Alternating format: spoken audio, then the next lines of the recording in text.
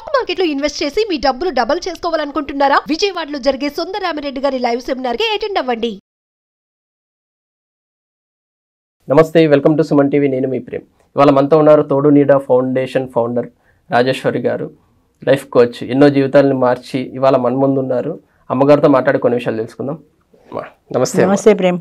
ఈ మధ్య కాలంలో ఎక్కడ చూసినా వినపడుస్తూ ఉండే ఒక పదం మేడం, అక్రమ సంబంధాలు.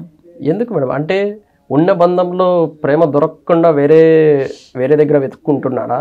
లేకపోతే ఇక్కడ దొరికినా కూడా ఇంకా కావాలనేసి వేరే దగ్గరికి వెళ్తున్నారా? ఇప్పుడు ఒక హోటల్కి వెళ్ళామనుకో, ఈ హోటల్కి మనం వెళ్ళాం కదా, మళ్ళీ దానికే ఎందుకు వేరే దానికి వెళ్దాం, అందులో ఎలా ఉంటుందో. అలాగే ఒక సినిమా చూసామనుకో, రెండోసారి చూడం, మొన్న చూసేసాం కదా, ఈ సినిమా వేరే సినిమా చూద్దాం. అంటే చేంజ్ కావాలి మనిషికి, ఒక కొత్తతనం కావాలి. ప్రతి నిత్యము కొత్తతనం కోసం ఆరాటపడుతుంటారు. భార్యాభర్తల సంబంధం అంటే అది ఫిక్స్డ్, జీవితకాలము వాళ్ళిద్దరూ ఒకరికొకరు తోడుగా ఉండాలి అనేది శాస్త్రం. కానీ ఈ తోడు కంటే కొత్త తోడు వెతుక్కుంటే ఎలా ఉంటుందో. కొత్త తోడు వెతుక్కున్నప్పుడు కొత్తలో బాగానే ఉంటుంది, వాళ్ళు కూడా వీళ్ళు చెప్పినవన్నీ చేస్తారు, అడక్కపోయినా ఏదో ఒక గిఫ్ట్లు కొనిస్తారు, చాలా బాగుంటుంది. అది మొగుడిని అడిగితే ఇంత బడ్జెట్ పెడతాడని, ఈ బడ్జెట్లో నీకు కొత్త చీర లేదు, నెక్స్ట్ మంత్ చూద్దాం, ఇలాంటివి ఉంటాయి. ఇక్కడ తీరనివో, ఇక్కడ వాళ్ళకి సాధ్యం కానివో అక్కడ వెతుక్కుంటారు. అంతేగాని కోరికల్ని చంపుకోరు. ఇప్పుడు ఈ చీర ఎందుకు అని అనుకోరు, నాకు చీర కావాలి అంతే, ఈయన కొన్నాడు లేదా ఫ్రెండ్ని చూసుకుంటా ఆయన కొంటాడు అనే కంపారిజన్ ఒకటి. అంటే ఈయనకంటే ఆయన బాగా చూస్తాడనే కంపారిజను, కొత్తతనం ఒకటి. రోజు ఒకే మొగుడు బోరు, పండగ పూట పాత మొగుడైనా అని ఏదో ఒక సామెత ఉంది. అలాగా రోజు ఒకే వ్యక్తితో ఎందుకు, కొంత చేంజ్ ఉండొచ్చు కదా అని. ఆ చేంజ్లో టెంపరీగా మీకు కావాల్సిన దొరుకుతుంది. అంటే ఆయన అటెన్షన్ దొరుకుతుంది, ఆయన ప్రేమ దొరుకుతుంది, అన్నీ దొరుకుతాయి. కానీ ఆయన కూడా పర్మనెంట్ అయిపోతే ఇలాగే ఉంటాడు. టెంపరీ కాబట్టి అలా ఉన్నాడు, పర్మనెంట్ అయితే ఆయన కూడా అంతే ఉంటాడు అన్న ఆలోచన రాదు. టెంపరీగా ఉన్నప్పుడు బాగానే ఉంది కదా, అదే పర్మనెంట్గా ఉంటుందని అనుకుంటారు. కానీ శాశ్వతమైన దాంట్లో ఇప్పుడు మనకి పేపర్లలో కూడా చూస్తున్నాం, ఇంటి భోజనం శ్రేష్టం, ఇంటి భోజనం చేయండి, బయట భోజనాలు తినకండి అని చెప్తున్నారు. ఎందుకని? బయట భోజనం అప్పుడప్పుడు చేస్తాం కాబట్టి టేస్టీగానే కనపడుతుంది, కానీ మీ ఆరోగ్యం పాడవుతుంది. రోజు అయినా ఇంటి భోజనం చేస్తేనే మీ ఆరోగ్యం బాగుంటుంది అని. అదేవిధంగా ఒక మనిషి, ఒక స్త్రీకి ఒకే పురుషుడు అన్నట్టుగా భార్యాభర్తల సంబంధం అన్నది ఒకరికొకరు అన్నట్టుగా ఆ బాండింగ్ ఉండాలి తప్ప చేంజ్ కోసమని పక్క హోటల్కి వెళ్ళినట్టు వెళ్ళకూడదు. దానివల్ల ఏంటంటే శాశ్వతమైనటువంటి ప్రమాదం వస్తుంది. అంటే ఇప్పుడు వేరే అక్రమ సంబంధం పెట్టుకుంది అనుకోండి సపోజ్, లేదా పురుషుడు అక్రమ సంబంధం పెట్టుకున్నాడు, ఈ సంగతి తెలిస్తే ఇంట్లో గొడవలే కదా. చాలామంది ఈ బంధం వదులుకోరు, ఈ బంధం వదులుకోకుండా టెంపరీ అరేంజ్మెంట్ కోసం చూసుకుంటారు. ఆ టెంపరీ అరేంజ్మెంట్లో సుఖాలు వెతుక్కుంటారు. అప్పుడప్పుడు కనపడతారు కాబట్టి వాళ్ళు కూడా బాగానే ఉంటుంది, మీకు ఏదో కొత్త హోటల్కి వెళ్తే టేస్టీగా ఉన్నట్టు. కానీ అది శాశ్వతం కాదు. అశాశ్వతమైనగా దానికోసం ఎందుకు వెంపర్లాడతారు? ఈయన చీర కొనకపోతే ఈ కాకపోతే పండగకి కొంటాడు, ఏదో ఒక టైంలో కొంటాడు కదా, ఆయన కొంటాడు కదా, ఇప్పుడు ఈయన కాకపోతే ఆయన కొనేస్తాడు కదా అనేసి ఆయనతో చీర కొనిపించేసుకుని కట్టేసుకుని, ఈ చీర ఎక్కడిది నేను కొనలేదంటే మా ఫ్రెండ్ కొనిచ్చిందని అబద్ధమాడి ఒక అక్రమ సంబంధాన్ని దాచిపెట్టుకోవడానికి 100 అబద్ధాలు ఆడాల్సి వస్తుంది. అంచేత ఇంతకంటే మనం నిజాయితీగా ఉంటే బెటర్ కదా అని నాకు అనిపిస్తుంది. అఫ్కోర్స్ పాతకాలం వాళ్ళం కాబట్టి అలా అనిపిస్తుందేమో, కానీ కొత్తదనంలో ఇప్పుడు చూస్తామండి, చాలాసార్లు చూస్తుంటాను నేను. ఫేస్బుక్లో పరిచయం పెళ్లి దాకా వెళ్తుంది.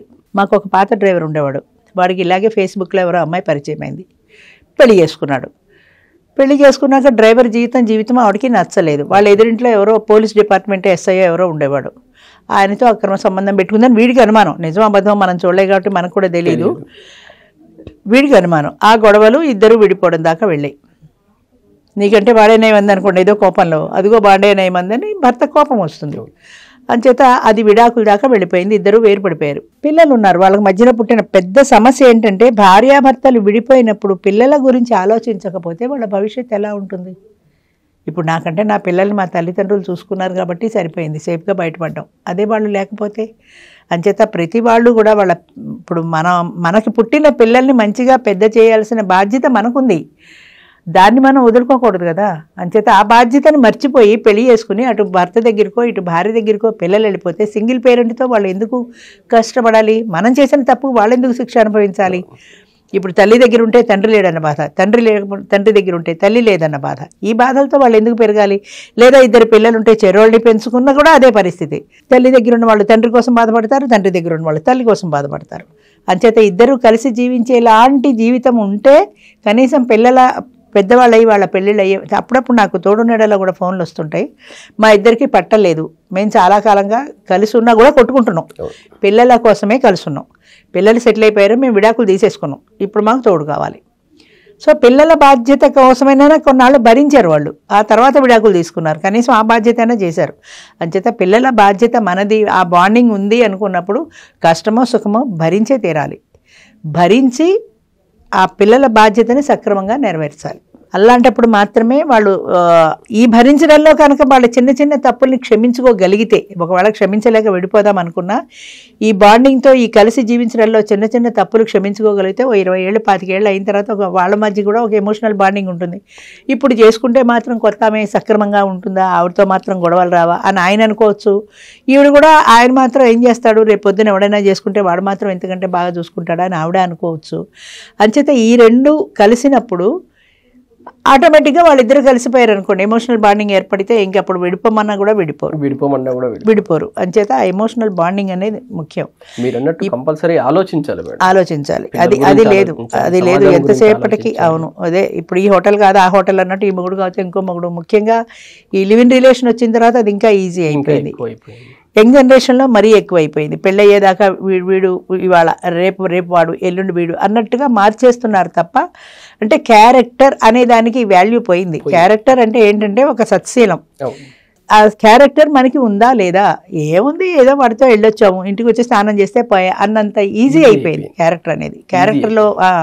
క్యారెక్టర్ అంటే ఏంటి, దానికి మనం కట్టుబడి ఉండాలి అన్నది పోయింది. చీర మార్చినట్టు మొగుళ్ళని మార్చడం, చొక్కాలు మార్చినట్టు పిల్లల్ని మార్చడం చాలా కామన్ అయిపోయింది. ఫారెన్ కల్చర్ అక్కడి నుంచి మనం దిగుమతి చేసుకున్నాం ఏది లివ్ ఇన్ రిలేషన్ అనేది. అఫ్కోర్స్ లివ్ ఇన్ రిలేషన్ నేను కూడా పెట్టాను, కానీ సీనియర్ సిటిజన్స్కి మాత్రమే పెట్టాను, నేను యంగ్స్టర్స్కి పెట్టలేదు. 50 ఏళ్ళు దాటిన వాళ్ళకి సీనియర్ సిటిజన్స్కి. అది కూడా ప్రాపర్టీ ఇష్యూ వస్తుంది కాబట్టి. కానీ అవన్నీ అనవసరం కదా. యంగ్ జనరేషన్ కూడా ఈ రోజులో లివ్ ఇన్ రిలేషన్ కామన్ అయిపోయింది. ఎంతోమంది ఉంటున్నారు. లేకపోతే సినిమా స్టార్స్తో పోల్చుకుంటారు, సినిమా స్టార్ లేడా, కరీనా కపూర్ లేదా. మనం కరీనా కపూర్ కాదు కదా, మనం వాళ్ళతో పోల్చుకోవడం వల్ల ప్రయోజనం లేదు కదా. వాళ్ళు డబ్బును వాళ్ళు ఏదైనా వాళ్ళు చేసుకోగలరు, వాళ్ళతో మనకేంటి. మన క్యారెక్టర్ అనేది మనకు ఉండాలి కదా. అంచేత అది చాలా కామన్ అయిపోయింది. అలా కాకుండా వాళ్ళు సిన్సియర్గా ఒక ఎమోషనల్ బాండింగ్తో ఇది నా కుటుంబం, ఇది నా పిల్లలు, వీళ్ళ బాధ్యత మా ఇద్దరిది, మేమిద్దరం కలిసే నెరవేర్చాలి అన్న బాండింగ్తో ఉంటే అది సక్సెస్ఫుల్ లైఫ్ అవుతుంది. ఆలోచించాలి. అవును, ఇప్పుడు కొత్త ట్రెండ్ వింటున్నాను ఏంటంటే ఇద్దరు విడిపోతారు, విడాకులు ఇచ్చుకోకుండానో విడిపోతారు. పిల్లలు ఉంటారు కదా, వాళ్ళు ఏ కాలేజీకో వస్తారు. పిల్లలకి కాలేజీ సెలవులు ఇచ్చినప్పుడు పిల్లాడు ఇక్కడ తల్లి దగ్గరికి వస్తాడు, తల్లి దగ్గర పెరుగుతుంటే. వాళ్ళు విడిపోయినా కూడా పిల్లల గురించి ఫోన్ మాట్లాడుకుంటారు అప్పుడప్పుడు. వాడికి సెలవులు ఇచ్చారు, 4 రోజులు నా దగ్గర కూడా రమ్మను, ఈవిడ తీసుకెళ్ళి ఆయన దగ్గర దింపుతుంది. ఆయన 4 రోజులు అక్కడ ఉంటాడు, మళ్ళీ తల్లి దగ్గర ఆయన తీసుకొచ్చి తల్లి దగ్గర దింపుతాడు. అంటే పిల్లల కోసం ఒకటవటల్లా పిల్లలకి సంబంధించినంత వరకు కనీసం వాళ్ళు ఇంట్రెస్ట్ చూపిస్తున్నారు, బాధ్యత పడుతున్నారు. అది లేకుండా ఉన్నారు చాలామంది రోజులు. అవును, thank you madam. Thank you.